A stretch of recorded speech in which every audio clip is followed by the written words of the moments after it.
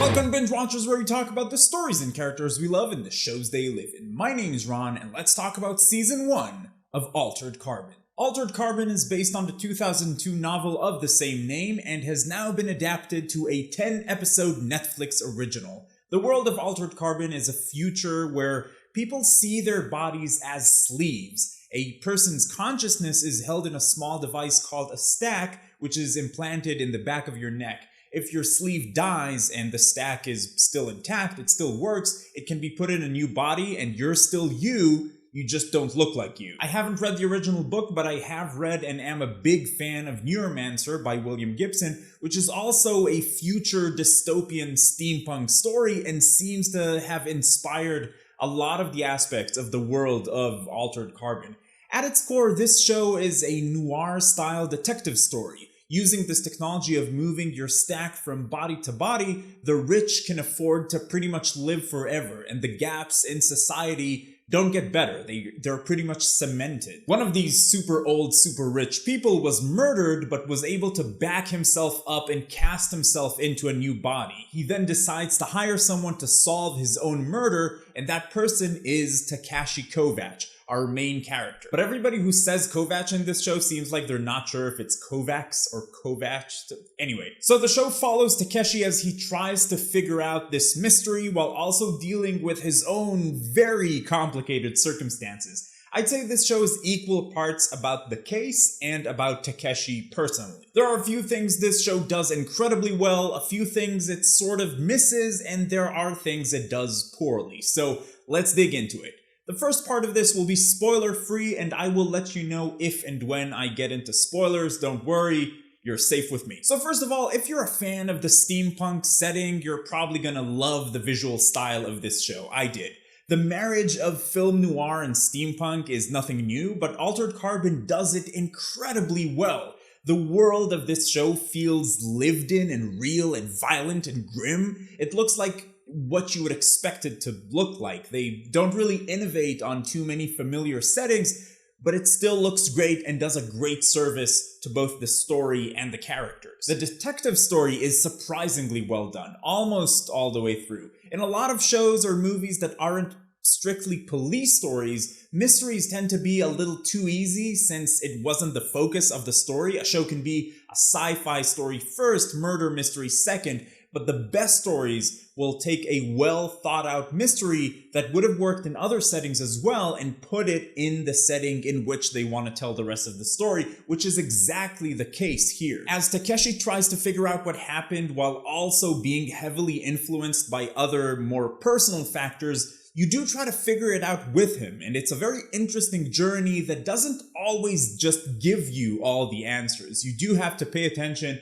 and piece some of this stuff together yourself, which I love, but sometimes it also just makes sure that you know all the things that you're supposed to know, and then it's kind of like when someone explains a joke. I can't really say that Takeshi himself is a very interesting character. He's more like a bland character who has had interesting things happen to him. The premise of his character is cool. He was taken from another time, another place, another world, and he has a complicated backstory which is essential to the story of the show, but he himself doesn't really appear to be the complicated character that all of that backstory would create. But this does feel like something that can be built over more than one season, so we'll see how it goes. So while the detective story is great and I loved it, and Takeshi's story is pretty interesting too, I wish the show would have gone a little bit further into the concept of moving your mind from body to body.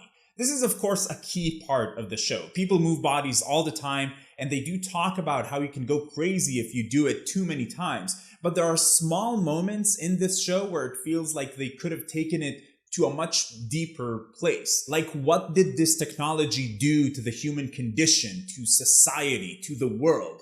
There's a moment in episode 1 where kind of in the background you see this family reunited with their 7-year-old daughter who died in a car accident, but the daughter was placed into the body of a 50 or 60-year-old woman because if you don't have enough money to buy a good sleeve, the government just gives you whatever's available, like from prisoners. I would have loved it if the show explored things like this a bit more, at the expense of moving the plot forward. It doesn't really detract from the story at all. The story is solid, but it's not groundbreaking. It's a very good detective story. It's a very good murder mystery, and there are plenty of very good detective stories out there. But the setting here could have been used for something that's much more. And sometimes it is. I just would have loved more of it, and maybe we'll get it in season 2. As I mentioned earlier, this is a grim, violent story, so there are lots of action scenes, but there are also lots of graphic displays of the horrible things people are capable of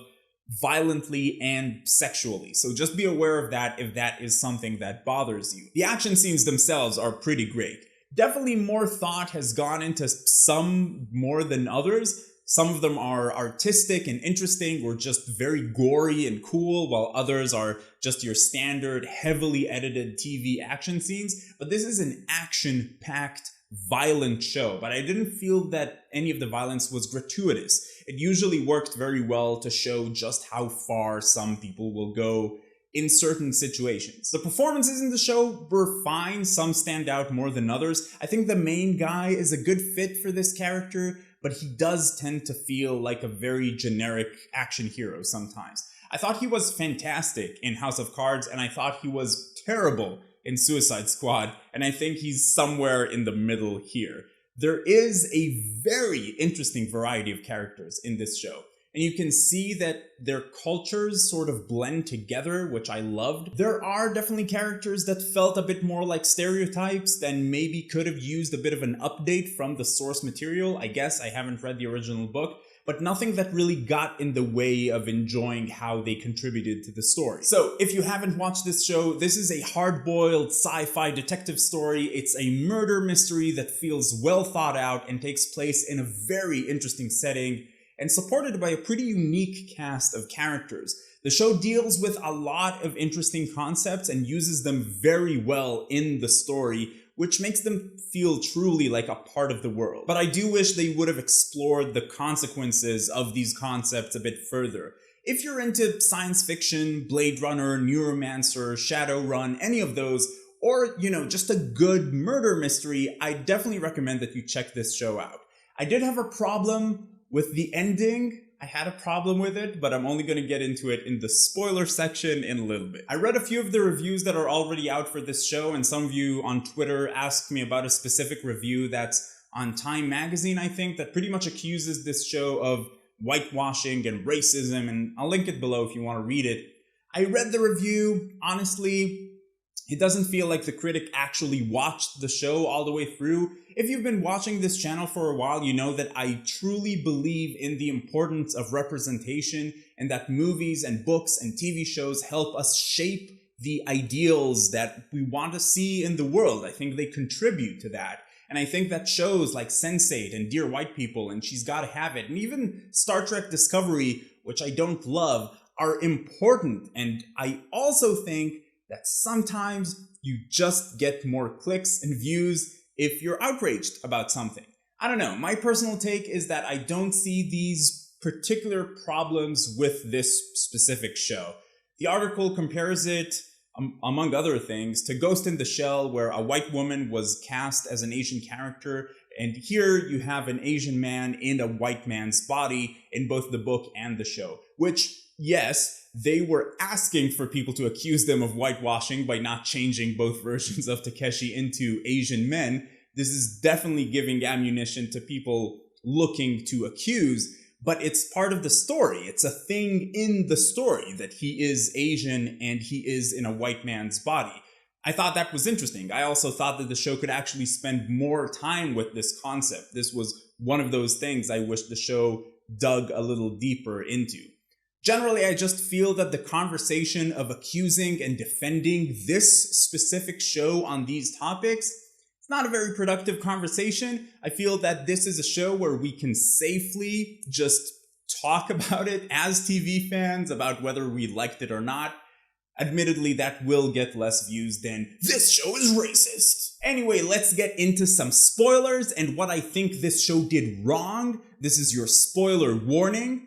3, 2, 1, let's do it. So first I have to say that while I thought it was great how we got to see both versions of Talk, they did not feel like the same character at all. I did think that the older version of Tak, the original, was a more compelling character, better performance, generally a more interesting character. They just felt like two completely different people. I would have loved something that made them feel more like the same person. I loved the AI hotel. I thought it was such a cool concept, so well executed. They did rely on it for some sci-fi hack the mainframe type tropes, but I didn't mind it at all. I thought Poe was fantastic, and the whole deal with him being the hotel and protecting his guests at all costs, all of it was great. I was even super bummed out when he died, although I thought it was truly a beautiful scene.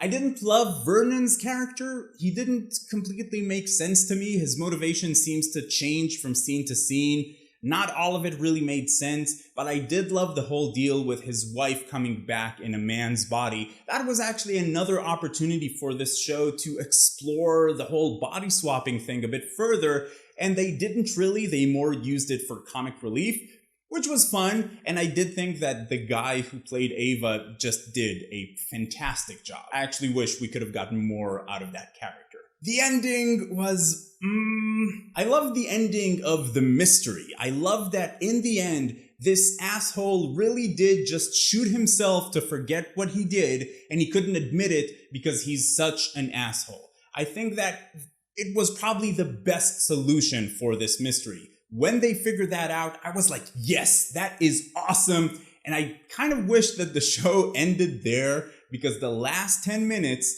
of episode 10 were the worst.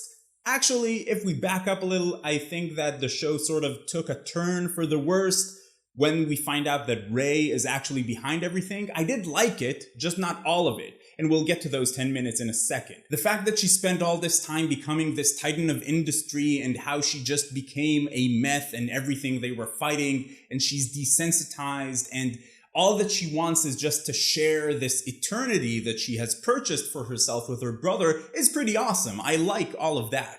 The super elaborate plot she went through, not so much. They do a good job of explaining why she had to do it, and I did like that it kind of goes wrong, but her character was all over the place. One scene, she's basically a cartoon villain, and then in another, she wants him back, but then she wants him dead, she wants to kill him and threatens him. And it doesn't feel that she's just unstable. She doesn't feel like, for example, Kylo Ren from Star Wars, who is just not sure what he wants to do, or what he should do, light side, dark side, I don't know. It makes sense that he's erratic. I like that. With Rey, Altered Carbon Rey, not Star Wars Rey, I just didn't buy it. It feels like she's a plot device more than she is an effective villain. But still, the solid premise was there, and even the reveal, which is usually, where they explain everything and it's the worst part of any mystery, wasn't so bad when they're still on the ship, because that scene made sense. Tak makes Rey